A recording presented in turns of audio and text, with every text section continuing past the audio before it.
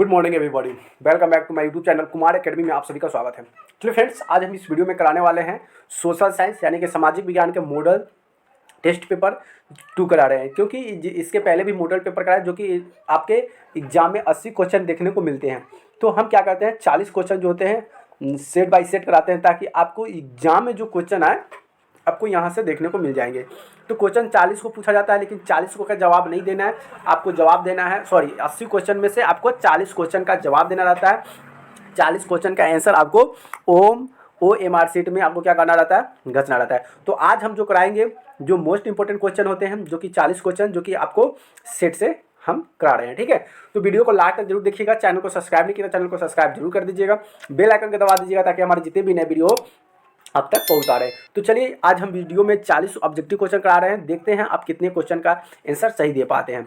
ठीक है, तो चलिए यहाँ से पहला क्वेश्चन हम यहाँ से ले लिए हैं और यहाँ से आपको बताते चलना है कि क्या आंसर होगा। ठीक है, तो पहला क्वेश्चन ये रहा कि दिनार किस देश की मुद्रा है। अगर दिनार की बात करें ना, तो ये दिनार जो है शब्द जो आया, ये कौन सा देश का मुद्रा है। तो बात करें ना, ईरान, बगदाद, सऊदी अरब का तो डॉलर हो जाएगा, अफगानिस्तान का तो भाई होगा नहीं। तो ये इराक का जो मुद्रा होता है वो क्या होता है, दिनार होता है। क्या होता है, दिनार होता है, यानी कि बी द राइट आंसर हो जाएगा।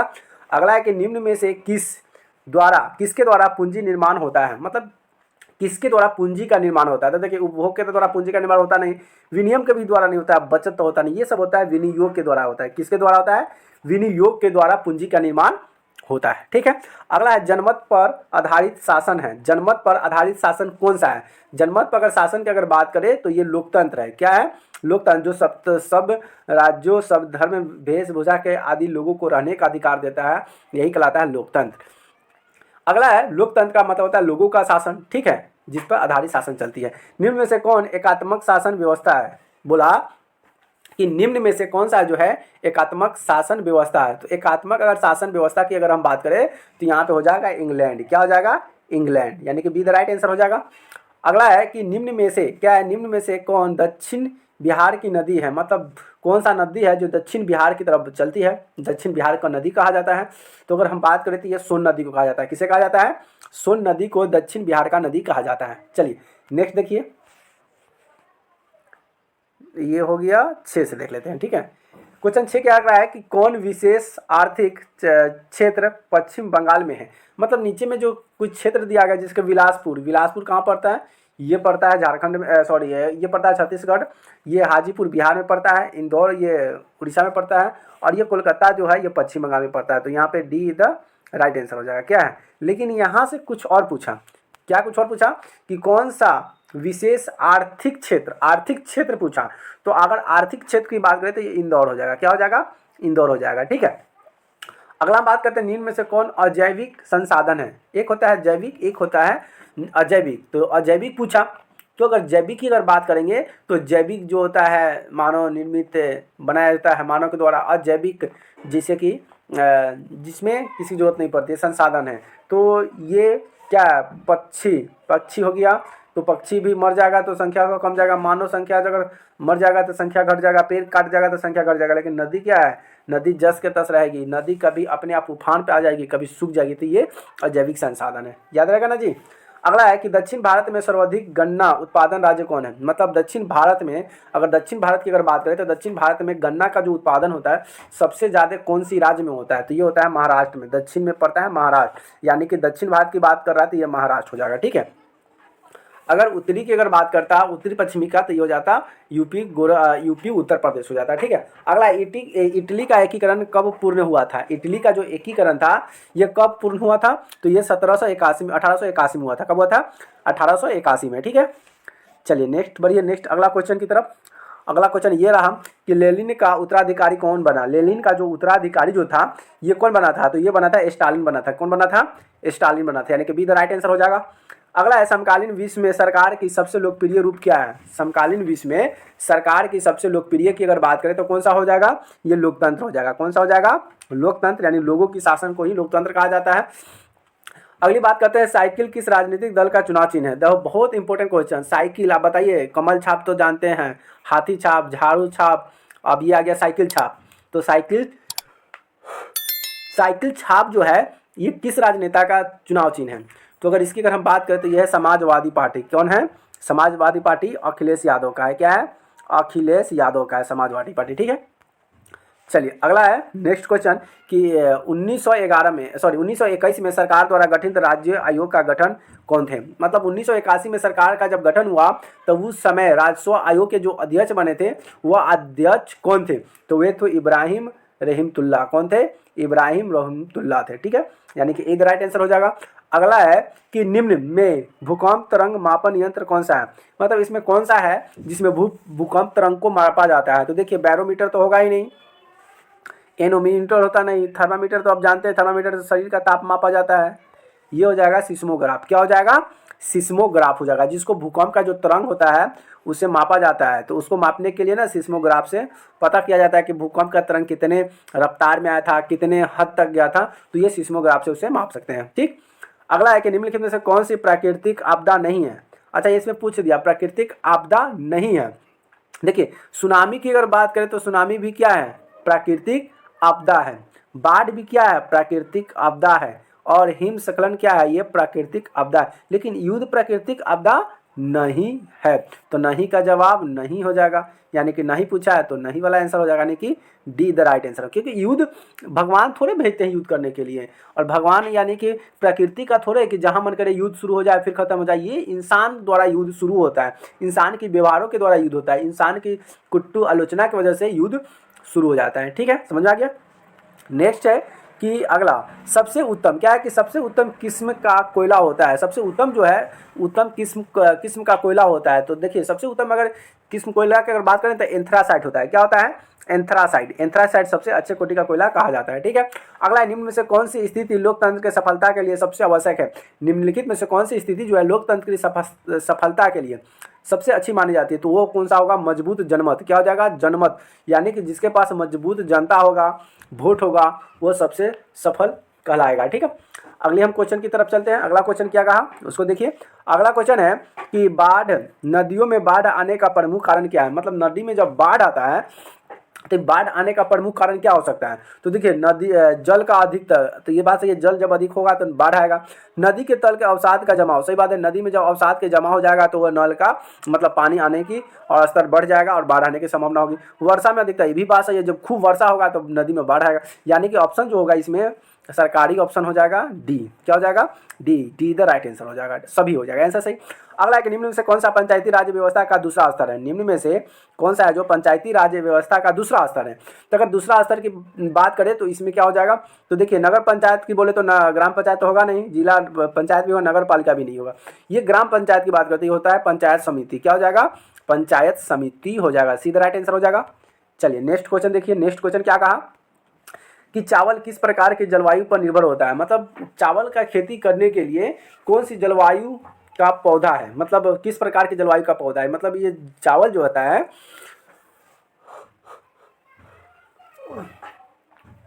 चावल जो है कौन सी जलवायु का पौधा बोला जाता है? क्या उष्ण है, शीतोष्ण है, उष्ण आर्द्रता है, उष्ण क्या होगा? तो अगर इसकी हम बात करें तो ये उष्ण आर्द्रता हो जाएगा। क्या हो जाएगा? उष्ण आर्द्रता। यानी कि चावल का खेती करने के लिए ना भारी मात्रा में पानी चाहिए। ठीक है, तो उष्ण आर्द्र होना चाहिए, मिट्टी का एकदम पूरा उपजाऊ होनी चाहिए, तो यह सीधा राइट आंसर हो जाएगा। ठीक है, अगला अंतर्राष्ट्रीय मानक संगठन जिसको ISO का मुख्यालय कहाँ पे है? सीधे याद कर लीजिए कि ISO, इसरो जिसको बोलते हैं, तो यहाँ पे इसरो नहीं है, ISO है। ठीक है, तो जिसको मतलब IOS का मुख्यालय जो है कहाँ पे है? तो IS का अगर मुख्यालय पूछे तो ये जनेवा में है। कहाँ पे है? जनेवा। अगला बात है किस वर्ष साइमन कमीशन भरा था? देखिए ये भी मोस्ट इंपोर्टेंट है, इसको IMP में डाल दीजिएगा क्योंकि क्वेश्चन ऐसा बार बार क्वेश्चन पूछे जाते हैं कि किस वर्ष साइमन कमीशन जो है वह भारत आया था। बताइए किस वर्ष आया था?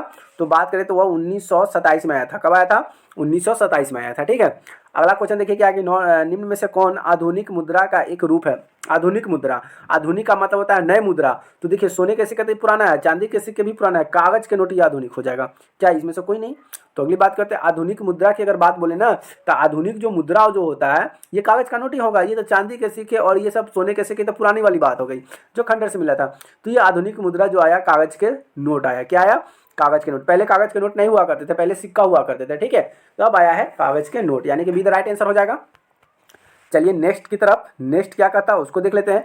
नेक्स्ट है कि अखिल भारतीय किसान सभा का गठन किस वर्ष हुआ था। अखिल भारतीय किसान सभा का जो गठन था ये किस वर्ष हुआ था। तो अगर वर्ष की अगर बात करें तो ये हुआ था 1936 में हुआ था। कब हुआ था? 1936 में हुआ था। ठीक है। अगला है कि परिवहन के साधनों के सबसे सस्ता परिवहन का साधन है। सबसे सस्ता परिवहन की बात करते हैं तो कौन सा हो जाएगा? अगर आपसे पूछा जाए कि सबसे सस्ता परिवहन साधन कौन है, कौन सा होगा सबसे सस्ता? क्या सड़क हो जाएगा, क्या जल होगा, रेल होगा या वायु होगा? वायु तो भाई सबसे महंगा संसाधन है, रेल भी महंगा संसाधन है, सड़क पर भी महंगा, ये जल जो होता है ना सबसे सस्ता संसाधन है। ठीक है, यानी कि बी द राइट आंसर हो जाएगा।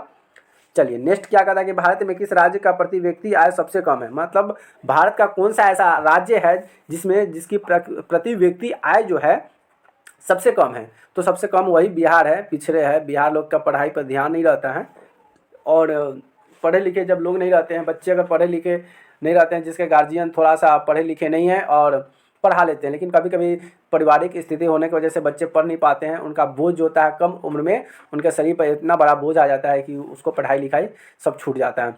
तो यहाँ पे पूछ रहा है कि किस राज्य की प्रति व्यक्ति आय सबसे कम है। व्यक्ति आय का पूछ लिया, जो व्यक्ति कमाईनी धमैनी जो होता है ना कमाई, वो सबसे कम है, तो बिहार का है। ठीक है, क्योंकि बिहार के लोग सबसे ज़्यादा नौकरी पर ही में रहते हैं, इसके वजह से ये सबसे ज़्यादा बेरोजगारी बिहार में हो जाता है। अगला है कि जर्मनी के एकीकरण के लिए कौन उत्तरदायी था। जर्मनी के जो एकीकरण हुआ इसका उत्तरदायी की अगर बात करें तो कौन था? ये बिस्मार्क था। कौन था? बिस्मार्क को कहा जाता है, यानी कि बी द राइट आंसर हो जाएगा। अगला है बोकारो इस्पात संयंत्र। बोकारो इस्पात संयंत्र किस देश के सहयोग में खोला गया था? बोकारो जो इस्पात जो है लोहा का जो कारखाना संयंत्र जो खोला गया था, ये कौन सा देश है, कौन से देश की सहायता से खोला गया था? चलिए कमेंट में जरूर बताइए इसका जो आंसर क्या हो जाएगा। तो देखिए ये जो बोकारो जो खोला गया था ना, ये रूस की देश की सहायता से खोला गया था। किसकी सहायता से? रूस की सहायता से खोला गया था। अगला भारत छोड़ो आंदोलन का प्रसिद्ध नारा क्या था? भारत छोड़ो आंदोलन का ये नारा था करो या मरो। क्या था? करो या मरो। कौन दिया था? महात्मा गांधी ने। अगला है डॉक्टर मेघा पाटकर घनिष्ठ रूप से जुड़ी है। डॉक्टर मेघा पाटकर घनिष्ठ रूप से जुड़ी हुई है। तो डॉक्टर मेघा पाटकर का जो घनिष्ठ है ये कौन सी बातों से जुड़ी गई है? तो अगर बातों की बात करें तो ये है नर्मदा बचाओ आंदोलन। क्या है? नर्मदा बचाओ आंदोलन, मेघा पाटकर, याद रखेगा। नर्मदा बचाओ आंदोलन कौन था? मेघा पाटकर। अगला है गोलघर का निर्माण कब हुआ था? गोलघर जो कहाँ पे है? तो गोलघर जो है पटना में है। कहाँ पे है? पटना। और ये कहाँ पड़ता है? बिहार में है। कहाँ पे है? बिहार में। और ये कह रहा है कि गोलघर का निर्माण कब हुआ था? तो गोलघर का जो निर्माण हुआ था ये हुआ था 1986 में। कब हुआ था? 1986 में उनका निर्माण हुआ था। अगला भारत में सबसे पुराना तेल का भंडार कहाँ पे है? क्या पूछा? भारत का सबसे पुराना तेल का भंडार कहाँ पे? जल्दी कमेंट कर बताइए इसका आंसर क्या होगा। क्या है? क्वेश्चन नंबर आपका 32। ठीक है, क्वेश्चन नंबर 32 का आंसर क्या हो जाएगा? तो ये है डिगबोई। क्या है? ये डिगबोई है। ठीक है, जो कि भारत में सबसे पुराना तेल का भंडार है, डिगबोई है। अगला है इनमें से कौन सी राज्य की विशेषता है? इनमें कौन सी राज्य की विशेषता है? ठीक से देख लीजिएगा यहाँ पे क्वेश्चन को। क्या है कि इनमें से कौन सी राज्य की विशेषता है? जनसंख्या, प्रभुत्व, सरकार या इनमें से कोई नहीं। क्या आंसर होगा? तो इसका जो मेन जो होगा इन सरकार की जो विशेषता है, राज्य की विशेषता सरकार हो जाएगी। ठीक है। अगला आयुर्वेदी का जनक किसे कहा जाता है? आयुर्वेदी का जनक किसे कहा जाता है? तो आयुर्वेदी का जो जनक है वह चरक को कहा जाता है। किसे कहा जाता है? चरक को कहा जाता है। तो आयुर्वेदी का जनक किसे कहते हैं? चरक को कहते हैं, याद रहेगा। अगला क्वेश्चन क्या है कि सुचित्र, अच्छा अगला क्वेश्चन अगला क्वेश्चन है कि निम्न में से कौन सा मुद्रा का एक आधुनिक रूप नहीं है? अच्छा, इसके पहले क्वेश्चन पूछा था आधुनिक रूप है, अब पूछ दिया कि आधुनिक रूप नहीं है। तो देखिए मुद्रा तो भाई आधुनिक रूप तो नहीं, नया रूप तो नहीं है, पुराना है, ड्राफ्ट ही। अच्छा यहाँ पे पूछा नहीं है आधुनिक रूप, जमा भी आधुनिक, इनमें से कोई नहीं है। क्योंकि आधुनिक अगर मुद्रा का अगर आधुनिक रूप पूछे ना तो जैसे कि एटीएम हो सकता था, क्रेडिट कार्ड हो सकता था, डेबिट कार्ड हो सकता था।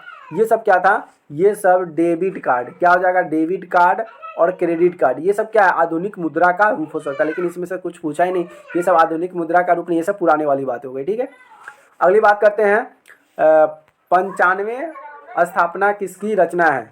95 स्थापनाएं किसकी रचना है? तो रचना की अगर हम बात करें तो यह मार्टिन लूथर की है। किसकी है? मार्टिन लूथर, यानी कि ए द राइट आंसर हो जाएगा। चलिए नेक्स्ट देखिए, नेक्स्ट क्वेश्चन क्या कहा? इनमें से कौन, क्या है इनमें से कौन बहुराष्ट्रीय कंपनी है? इनमें से कौन सा है जो बहुराष्ट्रीय कंपनी है? तो अगर बहुराष्ट्रीय कंपनी की अगर बात करें तो एलजी हो गया, सैमसंग हो गया, कोको कोला, ये सभी जो है बहुराष्ट्रीय कंपनी है। यानी कि इनमें से सभी हो जाएगा। क्या हो जाएगा? इनमें से सभी हो जाएगा, डी द राइट आंसर हो जाएगा। अगला क्वेश्चन की अगर बात करते हैं, अगला क्वेश्चन क्या कहा उसको पर थोड़ा सा ध्यान देते हैं। क्या है अगला क्वेश्चन?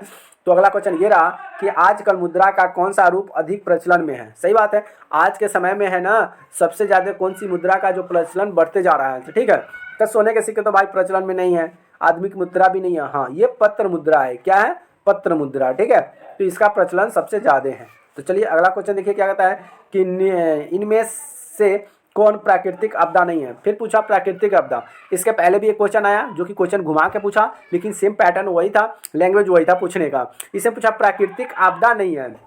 ठीक है, इसके पहले पूछा था कौन कौन सा प्राकृतिक आपदा है, और इसमें पूछा नहीं है। तो देखिए सुनामी तो भाई प्राकृतिक आपदा है, बाढ़ भी प्राकृतिक आपदा है, भूकंप भी प्राकृतिक आपदा, लेकिन आतंकवाद जो है ये प्राकृतिक आपदा नहीं है, ये मानव निर्मित आपदा है, मानव के द्वारा फैलाने वाला आतंकी है, इसलिए यह प्राकृतिक आपदा नहीं है। समझ आ गया मेरा जो? चलिए नेक्स्ट क्वेश्चन, और यहाँ से आपका क्वेश्चन लास्ट होंगे। ठीक, तो क्वेश्चन क्या कहा कि निम्नलिखित में से किस नदी को बिहार का शोक कहा जाता है। किस नदी को बिहार का शोक नदी कहा जाता है? तो वो कहा जाता है कोसी नदी को। किसे कहा जाता है? कोसी नदी को बिहार का शोक नदी कहा जाता है। अगला है भारतीय डाक विभाग की स्थापना कब हुई थी? भारतीय डाक विभाग की और जो स्थापना हुआ था 1854 में हुआ था। कब हुआ था? भारतीय डाक विभाग की जो स्थापना था 1554 ईस्वी में हुआ था। अगला है बाढ़ के समय हमें कहाँ जाना चाहिए। बात सही है, बाढ़ जब आएगा तो हमें कहाँ जाना चाहिए? ऊंची भूमि पर, खेती में जाना चाहिए, गांव में जाना चाहिए, जहाँ पे उस स्थान पर जाना चाहिए। नहीं, जहाँ हम हैं उसी स्थान पर चाहिए। तो भाई बाढ़ आएगा जहाँ पे रहेंगे वहीं पे तो दहा जाएंगे। गांव के बाहर तो जाइए, लेकिन कैसे स्थान पर जाइए तो पता नहीं है। खेत में तो भाई जब नहीं कीजिए, खेत में जल्दी पानी भर जाता है। ऊंची भूमि पर जाना चाहिए। कहाँ जाना चाहिए? ऊंची भूमि पर जाना चाहिए, यानी कि इसका आंसर क्या हो जाएगा? ए इधर राइट आंसर हो जाएगा। अगली बात करते हैं संचार का सबसे लोकप्रिय साधन है। संचार की अगर बात करें, संचार का मतलब क्या होता है? बोलचाल, यानी कि दूसरे देशों दूसरे जगहों से कनेक्ट करना। तो देखिए सार्वजनिक टेलीफोन तो ये सबसे लोकप्रिय है नहीं, वॉकी टॉकी भी नहीं है। वॉकी टॉकी जो होता है ना ये पुलिस उलिस के सामने, आप गार्ड उड के सामने में रहता है तो ये तो प्रचलित में। रेडियो तो भाई अब है नहीं, ये मोबाइल है। क्या है? मोबाइल प्रचलित में है। क्या है? लोकप्रिय है। भाई कहीं पे कोना कोनी में बैठल रहो, बाथरूम में बैठल रहो, पेड़ पर बैठे हुए रहो, हेलो की करत रहो, खाना खिलाऊंगा कि ना मतलब कैसा है भी रहिए एकदम पूरा नेटवर्क पकड़ता। पहले तो भाई बटन वाला हुआ करता था, उसमें तो भाई अनलिमिटेड नहीं था। 10 रुपये के रिचार्ज करने के बाद बात करने के लिए सोचना पड़ता था, अरे भाई हम 10 सेकंड 5 सेकंड बात करके फिर इसको काट दे। अधिकतर क्या करता था, मिस कॉल देता था, उधर से कोई कॉल करता था। लेकिन अब तो भाई सब खत्म हो गया। मोदी जी के सरकार में, मोदी जी के सरकार में सब खत्म, सब भाग गया, सब यहाँ से अब कहा कि ना जब बाप फिरी। तो यहाँ पे मोबाइल में जो है ना सबसे लोकप्रिय साधन है। कहीं में बाथरूम में घुस रहिए, पेड़ पर बतियाते रहिए अपने गर्लफ्रेंड से, हेलो हाय भाई सब। अगले हम बात करते हैं कि निम्नलिखित में से कौन प्राकृतिक आपदा है। इसके पहले भी पूछा कि प्राकृतिक आपदा नहीं है, इसमें से पूछ दिया कि निम्नलिखित में से कौन सा है जो प्राकृतिक आपदा है। तो देखिए आग लगना प्राकृतिक आपदा नहीं होता, बम विस्फोट भी आग, रासायनिक दुर्घटना नहीं, ये भूकंप जो है ये प्राकृतिक आपदा है। क्या है? भूकंप जो है प्राकृतिक आपदा है। अगला है रूस किस देश की दार्शनिक थे। रूस जो थे, रूसो सॉरी क्या है कि रूसो किस देश के दार्शनिक थे। तो रूसो की अगर हम बात कहें तो रूसो कौन देश के दार्शनिक थे? तो ये इंग्लैंड के थे। कहाँ के थे? इंग्लैंड के थे। सही? नहीं इंग्लैंड नहीं, ये क्या रूसो पूछ रहा था, ये फ्रांस के थे। सॉरी, ये रूसो किस देश के दार्शनिक थे? तो ये रूसो जो थे ये फ्रांस के थे। कहाँ के थे? फ्रांस के थे। अगला है कि निम्न कौन सा केंद्र शासित प्रदेश है। मतलब नीचे जो ऑप्शन दिया है इसमें कौन सा देश है, कौन सा राज्य होगा जो केंद्र शासित प्रदेश है, केंद्र शासित प्रदेश है। तो बताइए इसका आंसर क्या हो जाएगा? तो इसका आंसर जो होगा चंडीगढ़ जो है केंद्र शासित प्रदेश है। कौन सा? चंडीगढ़। छत्तीसगढ़ तो होगा नहीं, उत्तराखंड नहीं होगा, केरल नहीं होगा। सभी में अपनी अपनी सरकार होती है, लेकिन चंडीगढ़ में क्या होता है? केंद्र शासित है, यानी कि केंद्र का शासन चलता है। अगला हम बात करते हैं कि कृषि कार्य में महिलाओं की भागीदारी है। मतलब कृषि जो कार्य होता है तो कृषि कार्य में महिलाओं की भागीदारी कितनी है, महिलाओं कितनी भागीदारी वो निभाती है। तो 40% महिलाएं जो है वह खेती में, किसान में, वो खेती बाड़ी में कार्य में वो अपनी कार्य निभाती है। ठीक है, कितने परसेंट? तो 40% महिला है। ठीक, और 50% क्या है, मतलब लोग सब रहते हैं, तो इसमें कुछ पुरुष होते हैं। चलिए, तो यहाँ से आपका क्वेश्चन जो होता था, यहाँ से आपका क्वेश्चन 47 क्वेश्चन हो गया समाप्त। लेकिन आपका एग्जाम में क्या होगा, आपको 40 क्वेश्चन पूछे जाएंगे एग्जाम में, ठीक है। क्वेश्चन तो रहेंगे 80, लेकिन आपका जवाब देना है 40 को आंसर ही जवाब देना है। तो अगर ये सब हमारी वीडियो सेट बाय सेट हम जो करा रहे हैं, अगर इसको आप रोज़ अगर इस सेट को अगर देख लेते हैं तो आपको एग्जाम में होगा 40 नंबर ऐसे ही आपका कंप्लीट हो जाएगा, ठीक है। वीडियो आपको सिर्फ हमारी क्लासेस से ही आपको 40 वीडियो कंप्लीट हो जाएंगे। तो वीडियो को एकदम लास्ट तक जरूर देखिए। चैनल को सब्सक्राइब नहीं तो चैनल को सब्सक्राइब जरूर कर दीजिएगा, बेल आइकन को दबा दीजिए ताकि हमारे जितने भी नए वीडियो अब तक पहुंचता रहे। फिर मिलते हैं नए वीडियो में नए टॉपिक के साथ, तब तक के लिए बाय बाय, लव यू।